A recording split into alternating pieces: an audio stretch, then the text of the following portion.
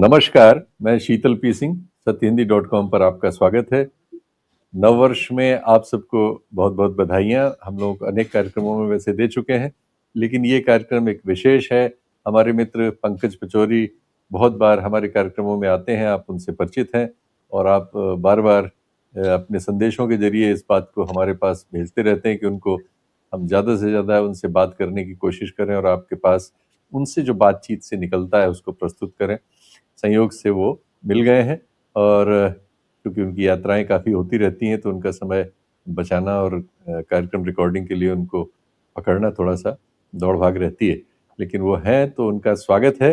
पंकज जी बहुत बहुत धन्यवाद कि आप यहाँ हैं आज नए बहुत बहुत साल में। नए और साल नए में साल की दुनिया में बधाइयाँ आपको, आपके श्रोताओं को, दर्शकों को। धन्यवाद। नए साल में दुनिया में इधर हम जब आपसे बात कर रहे हैं तो बहुत उथल-पुथल हो रही है।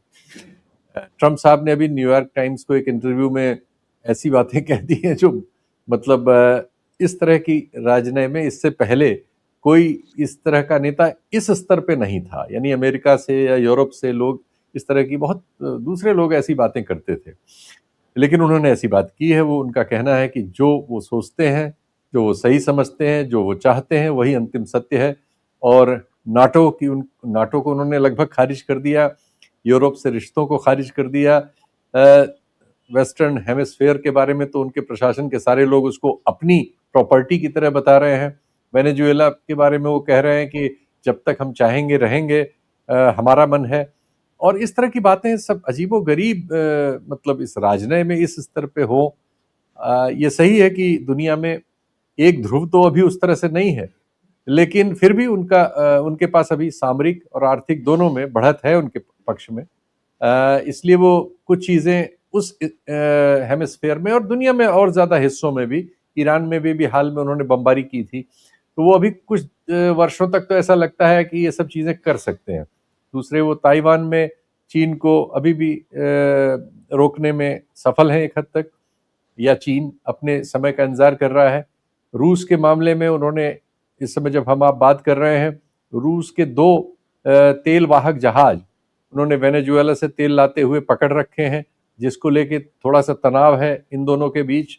मतलब संसदों में तो रूसी संसद में तो बातें बहुत गरम-गरम हुई हैं, लेकिन पुतिन की ओर से कोई इस तरह की कड़वी बात नहीं आई है, लेकिन फिर भी तनाव तो है ही है अंदर-अंदर, वो मैनेजमेंट का इश्यू है। यूरोप बहुत तनाव में है चूंकि ग्रीनलैंड को वो कब्जा करने की बात कह चुके हैं और इस इंटरव्यू में भी उन्होंने कहा है, आज फिर कहा है। तो ये सब चीजें कुल मिला के दुनिया को बहुत बेचैन कर रही हैं। उसी में हमारा भी एक रोल है भारत का। भारतीय प्रधानमंत्री ने उनके चुने जाने के बाद से लगातार उनसे जो उनके पुराने कथित रिश्ते थे उनको फिर से रिवाइव करने की कोशिश की थी। सबसे पहले उनको फोन से बधाई दी, उनके बिना बुलाए भी अपनी ओर से समय लेके उनको बधाई देने उनके यहाँ पहुंचे। ट्रंप साहब ने उनके साथ उस तरह से सम्मानजनक व्यवहार नहीं किया जैसी अपेक्षा हम लोगों को थी। गेट पर उनको रिसीव करने एक अधिकारी को भेज दिया, जबकि उस समय जाने वाले लगभग सभी राष्ट्राध्यक्षों को वो स्वयं रिसीव करने आते थे। और जो प्रेस कॉन्फ्रेंस हुई उसमें भी वो ऐसा लग रहा था कि मोदी जी तो जबरदस्ती हंस से रहे थे, लेकिन सारे सवालों को वो इनके सवालों को भी ले रहे थे। वो कुछ ऐसा शो करना चाह रहे थे कि मोदी जी बहुत सारी बातें समझ नहीं पाते इस तरह के सवालों को। ऐसा पहले दूसरे राष्ट्रपति भी, इससे पहले बाइडेन एक मामले में कह चुके थे इशारे में। खैर, तो वो सब चला। इसके बाद हमारे यहाँ जो ड्यूटीज वगैरह लगी हैं आपको मालूम ही है, सब लोग उस पर बहुत बात कर चुके हैं, तो इसलिए इतनी भूमिका काफी है। सीधे पंकज जी से पूछते हैं, ये हो क्या रहा है पंकज भाई? शीतल जी, ऐसा ये हो रहा है कि रामायण जिसको कि हम लोग भूल गए हैं और जी। वो ट्रम्प को याद है, और किसी ने शायद उन्हें लगता है कि ये पढ़ा दिया है कि भय बिन हो न प्रीत। अच्छा। भय बिन होत न प्रीत, ये जो है एक उनकी समझ में आ गया है कि जब जी तक आप भय नहीं दिखाएंगे तब तक प्रीत नहीं होगी। जी जी हमारी समस्या ये है कि हम बिल्कुल इसको भूल गए हैं और हम जी मतलब इतना जिसे कहते हैं लल्लो चप्पो करने में लगे हुए हैं ट्रम्प साहब की, अब की बार ट्रम्प सरकार और जी मेरा उनसे बड़ा नाता है और ये यारी दोस्ती, गले मिलना, गलबैयाँ करना, और मैं तो बहुत अच्छा दोस्त हूँ, और वो तो उससे सारा जो भय है हम्म। हिंदुस्तान का वो खत्म हो गया है। एक वजह हुँ, ये है। दूसरी हुँ, वजह ये है कि हिंदुस्तान जो है, जो मेहता हुआ करते थे पुराने डिप्लोमेट, उनकी एक बात मुझे डॉक्टर मनमोहन सिंह ने बताई कि जी, हिंदुस्तान हमेशा से एक गरीब छोटा देश है। जी, हम लोग अपनी हमारी जो संस्कृति है, जी, हमारी जो हमारा जो जनतंत्र है, लोकतांत्रिक है, हमारी जो विविधता है और जी, हमारी सरकारें हैं वो शांतिपूर्ण तरीके से बदल जाती हैं, हर साल चुनाव होते हैं। हुँ, उन्होंने ये कहा कि हिंदुस्तान की सबसे बड़ी जो पूँजी है, हुँ, डिप्लोमेसी, कूटनीति में हुँ, वो ये है। हुँ, तो हम इसीलिए आपको ये मालूम होगा कि हम कभी भी किसी भी धड़े के साथ खड़े नहीं हुए। जी, एक सोवियत यूनियन हुआ करता था, एक अमेरिका और नेटो हुआ करता था, हम नहीं गए। हमने अपना अलग एक बनाया और उसमें आप समझ सकते हैं कि 60 से ज़्यादा देश एक ज़माने में नेम में शामिल हुआ करते थे, नॉन अलाइनमेंट मूवमेंट। जी, जी, जी, हमने हमारी जो एक रीति थी, हमने उसको त्याग त्याग दिया। तो जी, हमारा जो तय था कि भाई हिंदुस्तान जो है वो कल को बुला करके और पैलेस्टीन के लीडर्स को दिल्ली में उनको मंच देगा जी, कि लीबिया के जो प्रेसिडेंट हैं, उनके साथ में हिंदुस्तानी प्राइम मिनिस्टर की मीटिंग होगी। जी, अफ्रीका के जो तमाम देश हैं, आप समझ लीजिए वो सारे के सारे देश हिंदुस्तान की लय में लय मिला के चला करते थे। जी, और जी, 60-70 देशों का जब गुट ऐसे काम करने लगता है, तो उसका एक भय होता है कि मालूम नहीं ये जी, लोग क्या करेंगे और क्या जी, कहेंगे। तो जी, हमने वो जो भय है, वो निकाल हुँ, दिया ओह! अमेरिका से कि हमारे ग्रेट दोस्त हैं, बहुत बढ़िया, माय फ्रेंड बराक। मैं पंकज मतलब भाई इसमें ज़रा-सा मैं ये पूछूँ, क्या ये इस वजह से तो नहीं है कि जो हमारे देश में जो दक्षिणपंथी राजनीति रही, जो उसका देश के बारे में नज़रिया रहा, विदेश नीति के बारे में जो नज़रिया रहा, वो सब तमाम मामले हम देख रहे हैं कि जब वो इसको अमल करने पे आ रहे हैं, तो वो लगातार फेल हो रहे हैं। आर्थिक वो मुद्दों पर भी, विदेश नीति के मुद्दों पर भी और देश के मुद्दों पर भी, चाहे वो कश्मीर को हैंडल करने का सवाल हो, उत्तर पूर्व को हैंडल करने का सवाल हो, देश में जो फेडरलिज्म है उसको हैंडल करने का सवाल हो, या फिर भाषा के इश्यूज हैं जिस पे तनाव दक्षिण में बीच बीच में उभर आता है, और नहीं तो फिर ये विदेश नीति जो आपने बताई, क्योंकि हमारी जो दक्षिणपंथी समझ थी, और इसको जो बहुत सारे पत्रकार, हम लोगों के शुरुआत में जब आप भी थे और मैं भी था, अरुण शौरी वगैरह, तो अमेरिका की ओर एकदम भागने की वकालत करते थे। हुँ, वो हुँ। कोशिश मोदी जी ने प्रैक्टिस में की और एक्सीडेंट सा हो गया। कहीं ऐसा तो नहीं है कि दक्षिणपंथी विचार की जो स्थापनाएं थी वो एक एक कल करके रियलिटी के सामने धूल धूसरित हो रही हैं? देखिए, दक्षिणपंथी विचार जो है वो दुनिया को मान्य नहीं है हिंदुस्तान का, बहुत सिंपल सी हम्म, बात है। हम्म, और जो विचार हिंदुस्तान का दुनिया को मान्य था, वो ये विचार था कि हिंदुस्तान हम्म, एक लिबरल देश है। हिंदुस्तान हम्म, में तरह-तरह की जाति और तरह-तरह के लोग रहते हैं वहाँ पर। मुझे ध्यान है अभी भी कि हम्म, अयातुल्लाह खामेनी से मीटिंग थी एक हम्म, प्रधानमंत्री मनमोहन सिंह की, तो हम्म, 45 मिनट वो इसी बात पर बात करते रहे कि हमारे यहाँ सिर्फ 2 धड़े हैं, शिया और हम्म, सुन्नी। हम्म, आपके यहाँ सैकड़ों हैं, आप इस देश को हम्म, कैसे चलाएँगे? हम्म, 45 मिनट इसी पे बात हुई और ये हिंदुस्तान की सबसे बड़ी थाती थी। हाँ, दक्षिणपंथी विचारधारा है, ये हम्म, इसको ट्रांज़ैक्शनल इन्होंने बना दिया है, कि हम्म, लेन-देन हम्म, की प्रेमचंद बोला करते थे महाजनी सभ्यता, कि आप हम्म, हमें ये दीजिए, हम आपसे ये लेंगे। तो ये महाजनी सभ्यता हम डिप्लोमेसी में ले आए। और हम्म, उसमें भी हम इतनी खराब तरीके से लिया है, मैं जो बात कर रहा था भाई-बहन हो ना प्रीत, हम्म, हमारे विदेश मंत्री कह रहे हैं कि हम चीन से कुछ नहीं कह सकते क्योंकि वो हमसे बड़ी इकोनॉमी है। अरे हाँ, हिंदुस्तान से तो हर एक इकोनॉमी हमेशा बढ़ी रही है, लेकिन हम हाँ, जर्मनी के सामने खड़े हुए, हमने समझ सकते हैं हिंदुस्तान ने इस बात की अगुवाई की थी कि अपार्थाइड खत्म होना चाहिए दक्षिण अफ्रीका में। वी वर द हाँ, फर्स्ट कंट्री और हाँ, हमने सबको झुका दिया, अपार्थाइड खत्म हुआ, नेल्सन मंडेला ने पहला नाम जो लिया, वो गांधी का लिया, आज़ादी के बाद में।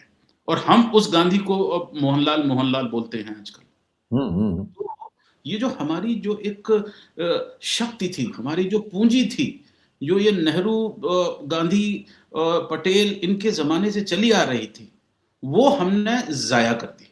ये कह के कि भाई चीन बड़ी अर्थव्यवस्था है, तो एक बार आपने कह अच्छा दिया चीन अच्छा, आपको एक चीज और, चूंकि आपने चीन का नाम लिया है तो आज ही वो बात आई है राइटर के जरिए कि हमारा वित्त मंत्रालय जो है इस बात पर मतलब निर्णय पे पहुंच चुका है कि हमने 2020 में जो चीनी कंपनियों के भारतीय टेंडर्स में भाग लेने पर बड़े ठेकों में इंफ्रास्ट्रक्चर के प्रतिबंध लगा दिया था लद्दाख की घटनाओं को लेकर, अब हम उसको हटाने जा रहे हैं। तो ये जो हमारा झूला झूलने की विदेश नीति नजर आ रही है कि हम एक बार अमेरिका की ओर पूरी जोश से जाते हैं, हमने न्यूक्लियर मामले में उनको रियायत दे दी, हमने हमारे प्रधानमंत्री जी ने पूरा निजी एफर्ट किया कि ट्रंप साहब से अपने रिश्ते बनाए रहें, हमने कपास पे ड्यूटी हटा ली, हमने उनकी मोटरसाइकिलों पे ड्यूटी हटा ली, हमने एजेंसीज हायर की वहाँ जो ट्रंप प्रशासन में जिनका थोड़ा बहुत हस्तक्षेप हो, और हम बड़ी रकम उनको दे रहे हैं, यानी विदेश मंत्रालय का खर्चा अलग है, एम्बेसीज का खर्चा अलग है, और लोकल हम लॉबिंग एजेंसीज हायर करके ट्रंप प्रशासन से कुछ रियायत हासिल करना चाहते हैं, लेकिन सबसे बड़ा जुर्माना हमारे ऊपर लगा हुआ है रूस से तेल खरीदने का। तो ये जो रिश्तों में हम जो झूला झूल रहे हैं कि जब ट्रंप प्रशासन कुछ टेढ़ा करता है तो हम पुतिन से मिलने चले जाते हैं या शी जिनपिंग के साथ खड़े होकर फोटो खिंचाने लगते हैं, और जब उधर से कुछ हरा लगता है तो फिर उधर की ओर भागते हैं, फिर अब टफ हो रहा है तो अब हमने फिर चीन की ओर ये दरवाजा खोल दिया जो हमने पहले बंद कर लिया था। ये क्या है ये इसलिए है कि वो झूला झूलने वाली जो बात कर रहे हैं वो झूला झूलना नहीं है, वो ये कि हमारी समझ में झोल आ गया है, और झोल ये आ गया है कि हम जो है 50-60 अपाची हेलीकॉप्टर खरीद को अमेरिका को अपनी तरफ कर लेंगे, हम जो है उनके जो प्राइवेट न्यूक्लियर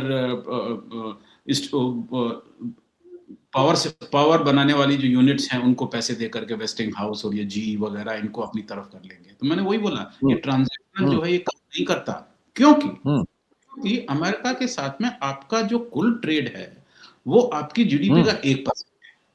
आप क्यों डरे हुए हैं? आपकी 1% जो है उसके ऊपर असर पड़ेगा अगर अमेरिका जो है वो आपसे लेना बंद कर दे सब कुछ। टैरिफ छोड़िए, 500% टैरिफ का मतलब ऐसा है जैसे ब्लिंकेट वाले ये लोग करते हैं ना कि आज फ्री है, 90% फ्री और ले जाइए। तो वो उन्होंने ऐसा किया है कि पहले वो 500% टैरिफ लगा, फिर उसको 100% कर देंगे और फिर कहेंगे देखिए हम आपके ऊपर एहसान कर रहे हैं। और वो इसलिए कर रहे हैं एहसान कर रहे हैं।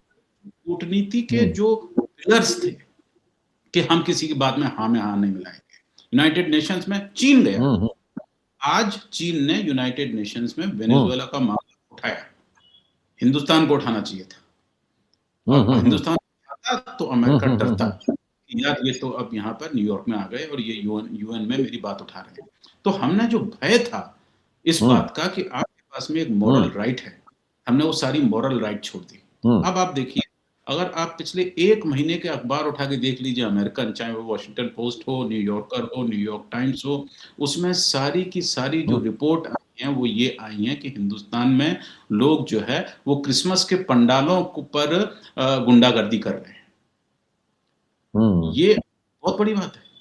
लोग वहां अखबारों को पढ़ रहे हैं, वो देख रहे हैं कि ये क्या देश है कि जिसमें कि क्रिसमस के पंडालों पर आप गुंडागर्दी कर रहे हैं, जो लोग सांता क्लॉज बने हुए हैं उनकी पिटाई कर रहे हैं, और इसका मतलब आप जो हैं वो अंदर से सौहार्दपूर्ण नहीं है किसी और कल्चर के प्रति।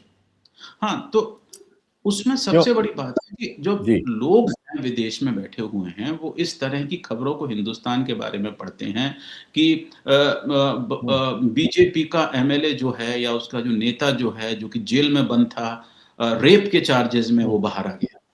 जब वो ये पढ़ते हैं, जब ये पढ़ते हैं कि आरएसएस के लोग जो हैं वो पूरे विश्व पर काबिज होना चाहते हैं, वो ये कह रहे हैं कि पूरा विश्व हमारा है, ठीक है, हम वसुधैव कुटुंबकम और जाने क्या-क्या बोलते हैं। हमारा जो वसुधैव कुटुंबकम का मतलब पहले जो होता था वो ये होता था कि हम ये मानते हैं कि पूरी दुनिया जो है एक कुटुंब है, उस कुटुंब में अलग-अलग तरह के लोग हैं, कोई चाचा है, कोई ताऊ है, कोई मामा है, कोई ससुर है, और वो अलग-अलग तरीके से काम करते हैं और हम सबसे प्रसन्न हैं। हमारा वासुदेव कुटुंबकम वो था। हमारा वासुदेव कुटुंबकम ये नहीं था कि हिंदुस्तानी राजा जो है वो बाहर जाकर के और जो लोगों पर काबू कर रहे हैं। अब आप देखिए एक और बात इसमें जल्दी से जो कि करंट है। वो करंट ये है ठीक। कि जिस तरह से इस समय हिंदुस्तान के लोग बाहर, तिब्लिसी जैसी जगह, जॉर्जिया की राजधानी है, वहाँ के लोग परेशान हैं। हुँ, इटली के एक हुँ, गाँव से शिकायतें आ रही हैं कि आपके लोग यहाँ पर आके बदतमीज़ी करते हैं। ऑस्ट्रेलिया में जो हुँ, है वो वहाँ की जो सेनेटर है वो ये कह रही है कि ये लोग गंदगी फैला हुँ, रहे हैं यहाँ छठ पूजा के दौरान में। हुँ, हुआ क्या है कि हम लोगों हुँ, को अचानक से हमने ये मानना शुरू कर दिया है कि हम विश्व विजेता बन गए हैं। हुँ, तो हुँ, वो उस तरह से है कि चूहे को एक हल्दी की वो मिल गई, हुँ, छोटी-सी, तो वो पंसारी बन बैठा। तो हम उस तरह से अपने आप को कर रहे हैं भाई। आप हमने जापान को पीट दिया, हमने जापान को हुँ, पीट दिया, हमने जापान को पीट दिया। अब आप ये भी देखिए, जापान जो है वो देश है, आपके साथ में काम करता है। वो आपका, एक तरह से कहा जाए, जापान हमारा बहुत बड़ा समर्थक है। जी, और जी। आप जब पीआईबी, आपका जब नीति आयोग इस बात का डमरू बजा रहा है बैठ के यहाँ पर कि हमने जापान को पीट दिया, हमने जापान को पीट दिया, तो जापान वाले भी सोचेंगे यार क्या बदतमीजी की हरकत है। हैं? आपका 140 करोड़ का देश है। हमारा जो अच्छा, देश है अभी वो अभी 10। पंकज, सांख्यिकी और कार्यान्वयन मंत्रालय ने 7 तारीख को जो नोट दिया है, उस नोट के अनुसार तो हम 3.6 ट्रिलियन ही है हमारी इकोनॉमी अभी डॉलर टर्म्स में, जितना डॉलर का रेट आज रुपए के अगेंस्ट है। ये क्या मामला है, जरा समझाओ भाई हमारे दर्शक, और मैं भी इससे ये कंफ्यूज हूँ। ये इसमें यही बात है कि हम जो हैं अपने आप को छाती पीट रहे हैं कि हम जो है सूरमा भोपाली बन गए, और इस बात हुँ, पे हम विश्वास करने लगे हैं हम सूरमा भोपाली बन गए। अब ऐसा हो रहा है, पिछले पूरे साल में ऐसा हुआ है कि हाँ, जब भी हम ये कहते हैं कि हमारी इकोनॉमी इतनी बढ़ गई, हमारी जीडीपी इतनी बढ़ गई है, अगर आप हाँ, वैश्विक हिसाब से देखें तो डॉलर क्योंकि मजबूत होता जा रहा है, रुपया कमज़ोर होता जा रहा है, तो ग्लोबली हमारी जो जीडीपी है वो भी कम हाँ, होती जा रही है। ये जी, बात किसी की समझ में नहीं आ रही है। इसका मैंने विश्लेषण किया था, बाकायदा ये चीज़ छप रही हाँ, है कि क्यों ऐसा है कि हम लोग जापान से हाँ, कभी आगे निकल जाते हैं, कभी पीछे निकल जाते हैं। क्योंकि सारा मामला डॉलर का है कि हाँ, अगर रुपया जिस दिन कमज़ोर हो जाता है, हाँ, तो हम जापान से नीचे आ जाते हैं। हाँ, जिस दिन थोड़ा रुपया ऊपर जाता है, और अब हाल ये है कि रुपया अब ₹90 का $1 हो गया है। आप समझ लीजिए कि इस साल हाँ, इमर्जिंग हाँ, मार्केट्स जो आगे बढ़ते हुए, उनमें जितने भी स्टॉक मार्केट हैं, उसमें हिंदुस्तान हुँ, का डॉलर जो आप बढ़त देखें तो 2.4% है। हिंदुस्तानी रुपए में वो 10% से ज़्यादा है। तो हम ये लोगों को बताते हैं कि साहब हमने 10% हमारा मार्केट ऊपर गया। ये नहीं बताते कि जो दूसरे मार्केट है वो 35% ऊपर जा रहे हुँ, हैं। हैं? अमेरिका का इतना बड़ा मार्केट है, trillions of hmm, dollar, 30 trillion hmm, dollar का मार्केट है, वो हुँ, 25 से 30% हुँ, ऊपर से साल चल रहे हैं। हुँ, हम 10%। तो ये इसमें एक हुँ, बहुत बड़ा हाथ है, वो हमारे मीडिया का है, और जिस तरह से हमारी सरकार मीडिया को हुँ, संचालित कर रही है, उसका भी है कि आप कोई हुँ। भी बात क्रिटिकल नहीं तो कर रहे हैं। एक्चुअली हमारी एक्चुअली हमारी जीडीपी इस वर्ष में कितनी होगी? क्या 2 आंकड़े अब हमारे सामने हैं। एक वो 4.18 कुछ आता है, और दूसरा 3.6 आ रहा है। इसमें एक्चुअल हमारी कौन-सी है? देखिए, आप अगर रुपए में करेंगे तो 4.1 आ रहा है, डॉलर में करेंगे तो अच्छा, 3.7 3.8 आ रहा है, क्योंकि रुपया जो है वो कमज़ोर हो गया है। 3.6। अब दुनिया जो ओह! है वो डॉलर पे चल रही है, रुपए पे थोड़ी चल रही है। तो इस बात को सही बात। लेकर के, अच्छा, और ये इस तरह की बहस हम शुरू कर देते हैं, मंत्री बोलने लगते हैं, प्रधानमंत्री बोलने लगते हैं, आपका वो फाइनेंस मिनिस्ट्री बोलने लगती है, उसका असर चीज़ों पे पड़ता है। और जिस तरह से जी, हम जी, अपने जी। आप को सुरमा भोपाली बता रहे हैं, ये दुनिया देख रही है। और क्योंकि हाँ, दुनिया हाँ, देख हाँ। रही है, इसलिए दुनिया में हमारी जो वज़न हुआ करती थी आवाज़ की, वो कम हो गई है। हुँ, हम कितना भी ढोल हुँ, हुँ, बजाते हुँ, रहें कि हमने जी-20 किया, जी-20 किया, जी-20 किया, अगले साल वो फिर साउथ अफ्रीका ने कर दिया, फिर इंडोनेशिया ने कर दिया, क्योंकि सबको मालूम पड़ गया कि भई जी-20 तो घूम रहा है। अब इस साल ब्रिक्स होने हुँ, वाला है। हुँ, क्वाड, 4 देशों का जो ये है, हुँ, जापान, ये अमेरिका ने जो बनाया, क्वाड की हुँ, मीटिंग हिंदुस्तान में होनी थी अभी तक, वो पिछले साल अभी तक नहीं हुई। इस साल हिंदुस्तान हुँ। को ब्रिक्स की लीडरशिप मिल रही है, अब देखते हैं क्या गुल खिलाते हैं ये लोग। क्योंकि अरे, इस जब अमेरिका नाटो नहीं चला रहा है, तो क्वाड वगैरह का तो मतलब ही अजीब हो जाएगा। जब हाँ, तो अमेरिका अब उसमें नाटो को चलाने के मूड में नहीं है, तो क्वाड वाड तो पता नहीं वो क्या करेगा, क्या नहीं करेगा। तो अभी तक उसमें इस कुछ हुआ ही नहीं। हमारे पास इस समय बहुत बढ़िया मौका है ब्रिक्स की जो लीडरशिप इस साल हमारे साथ में है, हमको ब्रिक्स के पाँचों देशों को साथ में लेके चलना चाहिए। अमेरिका ये जो हुँ, अपनी क्या बोलते हैं ट्रम्प साहब जो अपनी ये मनमानी जो कर रहे हैं, इसके खिलाफ हमको हुँ, बाकायदा बुलंदी से आवाज़ उठानी चाहिए। हमको यूएन जाना चाहिए, वहाँ पे बोलना चाहिए कि ये गलत है। वेनेज़ुएला में हुआ, ये गलत है। लेकिन हम हुँ, ये सोचते हैं कि यार हम किसी दूसरे के झगड़े में क्यों पड़े?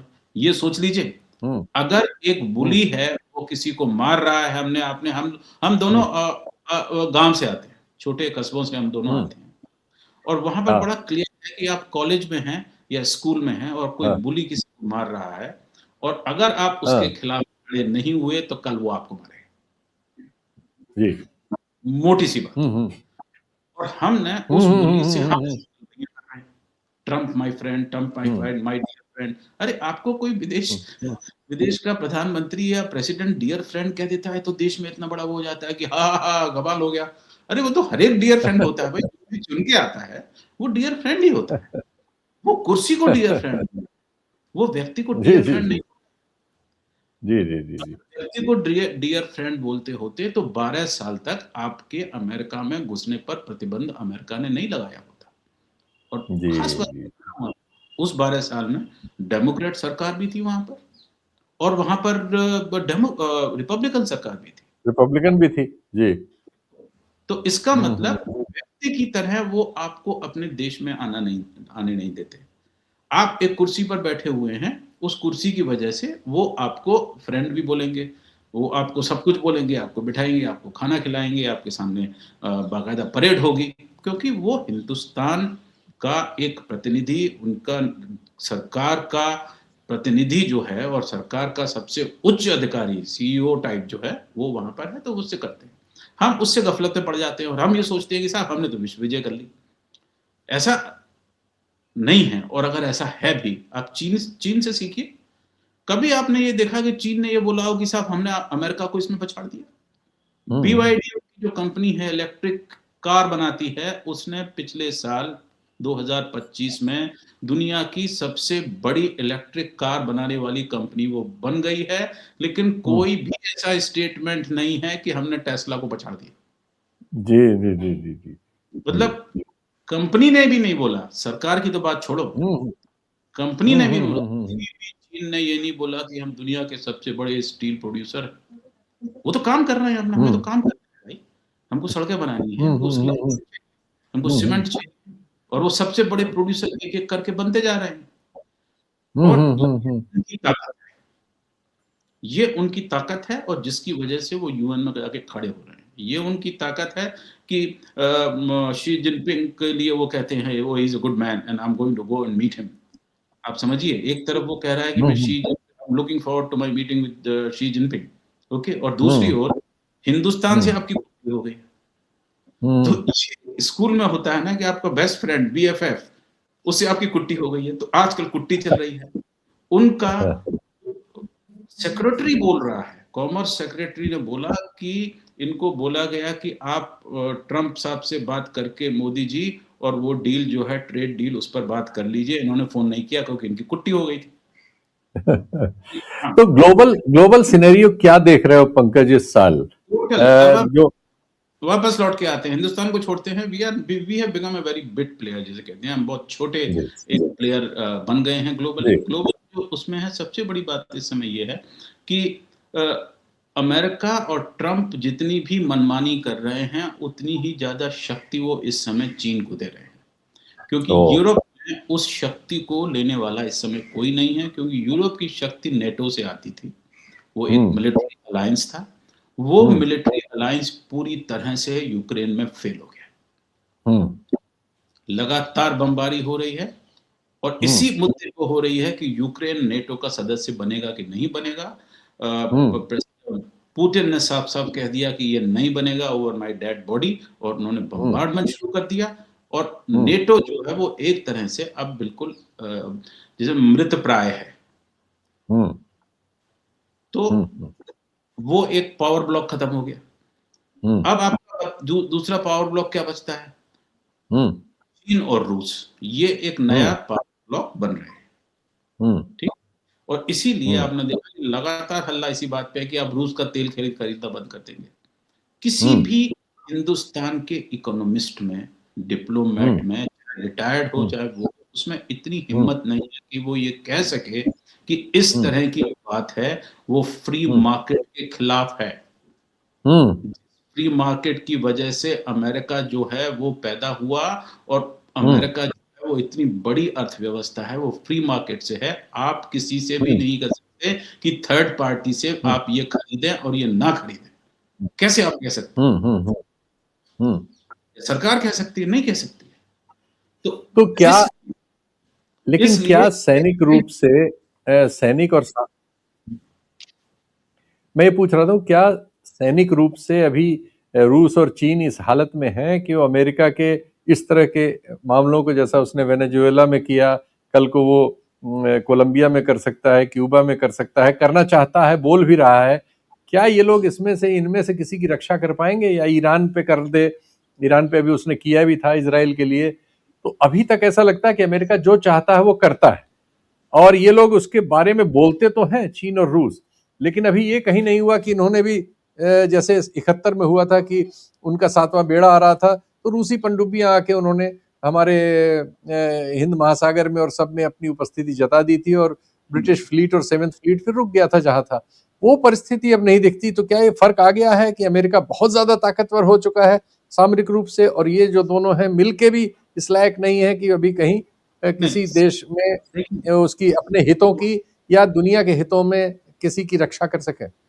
चीन चीन बड़ा क्लियर है। चीन इस मामले में बड़ा क्लियर है, और वो लोग मजाक उड़ाते हैं अमेरिका का कि 1986 से अब तक चीन ने किसी भी युद्ध में हिस्सा नहीं लिया, क्योंकि उन्हें मालूम था कि हम गरीब देश हैं, हमको देश बनाना है, हमें झगड़ा नहीं करना है। आपको ये जानकर बड़ा आश्चर्य होगा कि चीन की जो बाउंड्री है, उसमें तमाम तरह के हर एक बाउंड्री में हर एक देश के कुछ ना कुछ, वो जैसे हमारे गलवान के साथ में चल रहा है, अरुणाचल में हमारी हम्म, प्रॉब्लम है, उसके सभी हम्म, देशों से, चाहे वो अ, अज़रबैजान हो, चाहे वो मंगोलिया अगर हो, हाँ, मंगोलिया, ये रूस है, जापान है, सबसे ही भूटान उनका थोड़ा है, थोड़ा है, नहीं, नीचे आप चले जाइए, थाईलैंड वाईलैंड सब जगह। तो चीन ने किया क्या है, फिलीपींस। फिलिप सबके साथ में संधि कर ली। सारे हम्म, बॉर्डर डिस्प्यूट अपने जो हैं वो खत्म कर लिए, सिर्फ 2 को छोड़ के, एक इंडिया और एक साउथ हम्म, चाइना सी। हम्म, हम्म, इसलिए चीन नहीं चाहता कि हम किसी झगड़े में पड़े। उनकी बड़ी बड़ी हम्म, अजीब, मैं आपको ध्यान दिला दूँ, बहुत कम दर्शकों हम्म, ने ये सुना होगा। मैं पढ़ता हूँ चीन के, वो पॉडकास्ट पे आता है सिर्फ वो। तो हम्म, चीनी हमें मैंडरिन आती नहीं है, तो हम्म, उसके जो स्क्रिप्ट्स आते हैं वो मैं पढ़ता हूँ, तो उसमें वो चीन के विदेश मंत्री ने ये बोला साफ-साफ कि हम्म, किसी ने पूछा कि अमेरिका जो है, उसने ये कहा आपके बारे में, उसने ये बोला हम्म, कि चीन जो है एक 5000 पुरानी सभ्यता है। हम्म, अमेरिका जो है वो 500 साल पुराना देश भी नहीं है। चीन hmm, China will remain, hmm, China will continue to do what China wants to do. अब मुझे हम्म, बताइए कि इतनी हिम्मत चीन में जो है हम्म, वो इसलिए है क्योंकि चीन को हम्म, मालूम है कि अगला जो वॉर है या अगला हम्म, जो झगड़ा है, वो या तो फाइनेंशियल होगा कि हम्म, आप वॉल स्ट्रीट पे अटैक कर दें और ये सब कर दें, हम्म, या फिर वो टेक्नोलॉजी वाला होगा। हम्म, ठीक है, आप अपना पैसा जो है वो ज़ाया करते रहें कि मैं इतने हवाई जहाज खरीद रहा हूँ, इतनी मिसाइल खरीद रहा हूँ, इतनी ये कर रहा हम्म, हूँ। भाई, रूस इतनी बड़ी सेना है, छोटे से यूक्रेन के ऊपर कुछ नहीं कर पा रही है। हम्म, तो ये दिखाई हम्म, पड़ रहा है ना। हम्म, तो इसलिए सामरिक रूप से कुछ नहीं होगा, लेकिन हम्म, चीन बहुत ही धीरे-धीरे, रूस को उसने पोट लिया, अपने हम्म, आस-पास के जितने लोग हैं उनको पोट लिया, ताइवान को छोड़ के। हम्म, जापान कुछ टू-टुकर करता है तो उसको आँख दिखा देता है। मैं चीन में था 2019 में, वहाँ पर हम्म, लोगों ने होंडा कार जलाना शुरू कर दिया। गुस्से में आके कोई बात हो गई थी किसी टेम्पल-वेम्पल को लेके। तो चीन ने कहा नहीं, ये नहीं होगा, हमारे मुल्क में ये नहीं होगा, और जापान से वो आँखें उन्होंने नटेर ली। मैं अभी अर्मीनिया गया था, पिछले, मैं आपको बताऊँ, बहुत कम लोग हम्म, ये जानते होंगे। मैं अर्मीनिया गया था जो कि बॉर्डर पे है अज़रबैजान के, टर्की के हम्म, और ईरान। हम्म, वहाँ पर सबसे ज़्यादा जो तरजीह दी जा रही थी, अमेरिकन लोग भी थे, जर्मन लोग भी थे, हम्म, सबसे ज़्यादा तरजीह जो दी जा रही थी वो चीनियों को दी जा रही थी। पहला हम्म, आदमी प्राइम मिनिस्टर की प्रेस कॉन्फ्रेंस में, पहले आदमी जिसको पूछने के लिए बोला गया सवाल, was a Chinese agency person. मैं देख रहा था कि लेकिन ये लेकिन इसमें ये क्लियर नहीं हो रहा कि क्या लैटिन अमेरिका, क्यूबा, एक छोटा सा उनके नाक पे एक देश है जो इतने दिनों तक रहा, जैसी को जाके उठा लिए। क्यूबा तो बहुत छोटा सा देश है, हालांकि बहुत मजबूत है बहुत तरह से, लेकिन फिर भी अमेरिका के सामने तो कुछ नहीं है। वो जमाना जब क्यूबा में एक समय मिसाइल लग रही थी और द्वितीय विश्व युद्ध के बाद परमाणु युद्ध का खतरा आ गया था, वो टला, तब से क्यूबा वहां है। लेकिन अब क्या आप सोचते हैं कि मेरे ख्याल में अमेरिका जो है, जब तक कोई उसका आर्थिक हित नहीं होगा तब तक किसी देश पे नहीं करेगा। वेनेजुएला पर आर्थिक हित का मामला ये है कि तेल का वहां पर मामला है। उनको मालूम है कि वहां पर तेल का सबसे बड़ा भंडार है।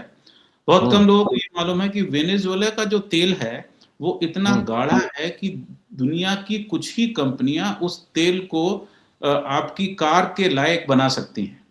उसमें अच्छा। ज्यादा कंपनियां जो हैं वो टेक्सास में हैं और 2 कंपनियां बाय द वे हिंदुस्तान में हैं, और जामनगर। वो 2 रिफाइनरी हैं जो हिंदुस्तान में हैं, जिनको कि फायदा हो सकता है वेनेजुएला का। वरना जो बाकी रिफाइनरीज हैं वो उस तेल में बहुत ज्यादा फिर वेस्टेज हो जाता है। तो वो ये पेच हैं इन चीजों के। अमेरिका को ये मालूम पड़ रहा है, हम ये कर रहे हैं कि हम जो है ये तेल हमारे लिए सस्ता हो जाएगा, फलाना हो जाएगा। लेकिन ये ट्रंप साहब की जो वो सिर्फ 3 साल के लिए सोच रहे हैं। ये काम जो है चाइना जो है वो अगले 300 साल के लिए सोच रहा है। इसीलिए चाइना ये तेल के झगड़े में चाइना नहीं पड़ रहा, क्योंकि उसे मालूम है कि जब तक कि ये लोग तेल का झगड़ा पूरा करेंगे, सुलटाएंगे, तब तक वो तेल के ऊपर उसकी जो निर्भरता है वो उससे बाहर निकल आएगा। 80% इस समय दोपहिया गाड़ी जो है चीन में वो इलेक्ट्रिक है। 80% समझते हैं कि करोड़ों की संख्या में दोपहिया वाली जो है वो है। 50 से ऊपर अब उनकी जो कारें हैं या बसेस हैं और अब वो ट्रक शुरू कर रहे हैं, इलेक्ट्रिक ट्रक। तो वो इस ऑयल के झगड़े में पड़ना नहीं चाहता, वो अपना अलग वो बना रहा है। इस समय दुनिया में आप समझ सकते हैं कि सबसे बड़ा कोई 80% के आसपास जो कैपेसिटी है सोलर की वो चाइना में। उनकी समझ में आ गया है कि ये झगड़ा है ऑयल का और इस झगड़े में पूरा मिडिल ईस्ट जो है वो बर्बाद हो गया और अमेरिका जो है ये अपनी इकोनॉमी को बर्बाद कर रहा है। तो उन्होंने वो सोचना शुरू कर दिया आज से 20 साल पहले, और ये काम लंबे काम होते हैं, ये 5 साल में नहीं होते। तो उन्होंने शुरू कर दिया वो इससे झगड़े से बाहर निकल जाएंगे। और एक चाइना होगा जो कहेगा कि भाई मुझे तुम्हारे मार्केट की जरूरत नहीं, क्योंकि अब मेरा मार्केट है वो सॉलिड हो गया है। मेरे जितने भी गरीब लोग थे यहाँ पर अब मिडिल क्लास में आ गए हैं। मैं माल बनाऊंगा और वो माल खरीदेंगे। जैसा कि हम कहा करते थे कि हिंदुस्तान जो है वो सेल्फ सफिशिएंट हो जाएगा, लेकिन हमारी समस्या ये है कि बहुत कम लोग जो हैं वो उनके पास में जो परचेजिंग पावर जो है वो उनके पास में है, वो खरीद ही नहीं सकते। बहुत कम लोग हैं। आप अभी 10 लाख से ऊपर सालाना कमाने वाले कुल हमारे यहाँ 16 मिलियन, यानी 1,60,00,000 लोग 140 करोड़ में 1,60,00,000 बिल्कुल सही बराबर है, जो कि 10 लाख रुपए से ज्यादा कमाते हैं। तो हमारे पास में मार्केट नहीं, इंटरनल मार्केट नहीं। चाइना ने वो इंटरनल मार्केट बढ़ाया। उनकी पर कैपिटा इनकम अब 16,000 के आसपास पहुंच रही है। वो मिडिल इनकम ग्रुप में पहुंचने वाले हैं। तो चाइना वो काम कर रहा है और इस जो झगड़ा दुनिया में इस समय चल रहा है उसमें जो डिपेंडेंस, इंटरनल डिपेंडेंस है, जितनी आप कम करेंगे और जितना आप सेल्फ सफिशिएंट बनेंगे उतना ही आप मजबूत बनेंगे। तो ये इसमें समस्या है। अमेरिका को ये बहुत जल्दी समझ में आने वाला है कि हम जो है हाँ, नहीं वो कह रहे हैं भाई PLI स्कीम शुरू कर दी कि आप आलू उगाइए, कि आप जो है फाउंड्री लगाइए। अब आप कर रहे हैं, जब 40 साल से जब सारा का सारा मार्केट पीट लिया आपका चाइना ने, अब आप शुरू कर रहे हैं। जब आग लग गई है तो आप कह रहे हैं कुआं खोदिए। तो ये काम ऐसे अब नहीं कर, अब वो तो ये तो बात आपकी बिल्कुल सही है। वो चीज वहां के लोग वो कर भी नहीं पाएंगे। वो काम करने की वो प्रवृत्ति उस तरह से पैदा भी नहीं हो सकती उनके लिए। वो निश्चित तौर पर नई दिक्कत है। आज पंकज जी आपसे इजाजत लेंगे। आप एक दिन और दीजिए, ये बात पूरी नहीं हुई, मजा नहीं आया, अभी एक बार और आपसे बात करनी पड़ेगी। हमारे दर्शक भी शायद ऐसा ही सोच रहे हो जैसा अभी मैं सोच देखिए, रहा हूँ। ट्रम्प साहब अब अपना कोई गुल खिलाते हैं, उसके बाद बात करेंगे। ठीक ठीक है, एक बात ठीक है। मैं आपसे थैंक यू। करना भूल गया, आज वो हाँ अमेरिका हिंदुस्तान के रिश्तों को लेके उस पे हम बात करेंगे। उसमें सबसे जी बड़ी बात ये भी है कि गुजराती व्यक्ति जो है हिंदुस्तान का, वो जी अमेरिका को लेकर के कितना लालायत रहता है, उसके पीछे एक बहुत बड़ा कारण ये भी है, जो हमारी समस्या अमेरिका से इस समय चल रही है। उसके बाद विस्तार से बात करेंगे। ठीक। बहुत शुक्रिया। बहुत जल्दी आपको वक्त देना पड़ेगा, हम लोग इस बात को अगले चरण में पूरा करेंगे। बहुत बहुत